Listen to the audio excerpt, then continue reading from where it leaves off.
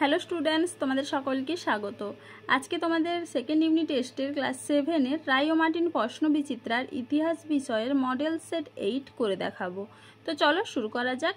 তার আগে বলে দিই, তোমরা যদি চ্যানেলে নতুন হয়ে থাকো তাহলে চ্যানেলটিকে অবশ্যই সাবস্ক্রাইব করে দিবে। প্রশ্নটি হয়েছে কামারপুকুর আরকে মিশন এমপি স্কুল থেকে।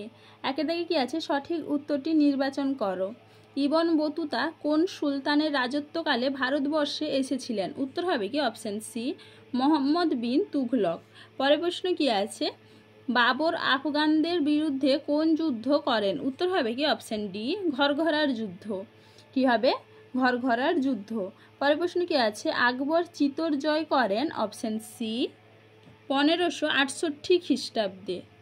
চলো এবার দুই দাগে দেখে নিই। এক কথায় উত্তর দাও। আশরফি কি? মুঘল আমলে প্রচলিত মুদ্রার নাম আশরফি। পরের প্রশ্ন কি আছে, দিল্লির কোন সুলতান প্রথম খলিফার অনুমোদন লাভ? উত্তর হবে কি ইলতুৎমিশ। কি হবে? ইলতুৎমিশ। চলো এবার পরের প্রশ্ন দেখে নিই। বাহমনি রাজ্যে দেশীয় অভিজাতদের কি বলা হতো? উত্তর হবে কি দক্ষিণী। পরের প্রশ্ন কি আছে, হিমু কে ছিলেন? উত্তর হবে কি আদিল শাহের সেনাপতি। কি হবে? আদিল শাহের সেনাপতি। চলো এবার তিনের দাগে দেখে নিই। সত্য না মিথ্যা নির্ণয় করো। জাহাঙ্গীরের রাজত্বকালে মোগলরা কান্দাহারের ওপর নিয়ন্ত্রণ হারায়। উত্তর হবে কি মিথ্যা। সঠিক উত্তর হবে শাহজাহানের আমলে। পরের প্রশ্ন কি আছে, রাঠোর যুদ্ধ সংঘটিত হয় 1779 খ্রিস্টাব্দে। এটা হবে কি মিথ্যা। সঠিক উত্তর হবে 1679 খ্রিস্টাব্দে। চলো এবারে পরের প্রশ্ন দেখে নিই।